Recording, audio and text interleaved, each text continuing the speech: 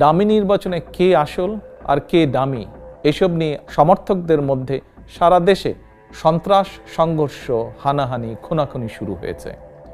বরিশালে রাষ্ট্রীয় নিরাপত্তায় ভোট ডাকাত দুর্নীতিবাজ হাসিনার সমাবেশেই আওয়ামী ভোট ডাকাতদের দুই গ্রুপের রক্তক্ষয়ী সংঘর্ষে একজন নিহত হয়েছে। দুর্নীতিবাজ ফ্যাসিস্ট হাসিনা বলেছে বিএনপির নাকি দেশে রাজনীতি করার অধিকার নেই, আর ওবায়দুল কাদেরের আশঙ্কা গুপ্ত হত্যার। হাসিনা ওবায়দুলের এ ধরনের বক্তব্য পাগলের প্রলাপ মনে হলেও গণতান্ত্রিক আমি জনগণকে আমি অনুরোধ করব সতর্ক থাকার জন্য।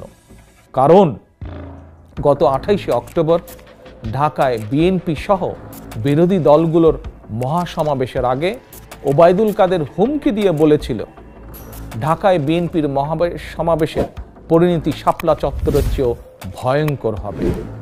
ওবায়দুল কাদের তার সেই অগণতান্ত্রিক এবং বেআইনি হুমকি কার্যকর করেছিল।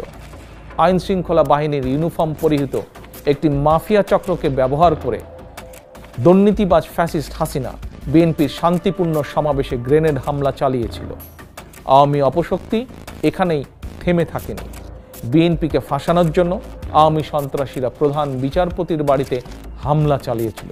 নির্মমভাবে পিটিয়ে পুলিশের একজন সদস্যকে হত্যা নিজেরাই করেছিল। এভাবে একটি উদ্দেশ্যমূলক পরিস্থিতির সৃষ্টি করে উল্টো বিএনপির হাজার হাজার নেতাকর্মীদের বিরুদ্ধে মামলা দিয়ে হয়রানি করে গ্রেফতার অব্যাহত রেখেছে। সুতরাং খুনি হাসিনা এবং ওবায়দুল কাদেরের বক্তব্যের ব্যাপারে আমি দেশের গণতান্ত্রিক আমি জনগণকে সতর্ক থাকার আহ্বান জানাই।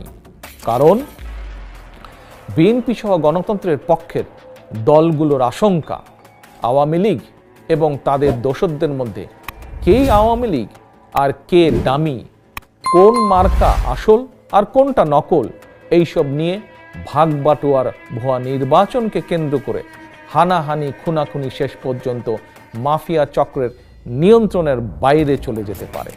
ফলে পরিস্থিতি সামাল দিতে দেশের জনগণ থেকে এবং বিদেশের গণতান্ত্রিক শক্তি থেকে বিচ্ছিন্ন আওয়ামী লীগ ইচ্ছাকৃতভাবে দেশে একটি অরাজক পরিস্থিতির সৃষ্টি করতে পারে এবং তার মাধ্যমে জনগণের দৃষ্টি ভিন্ন দিকে নেওয়ার ষড়যন্ত্রেও তারা লিপ্ত।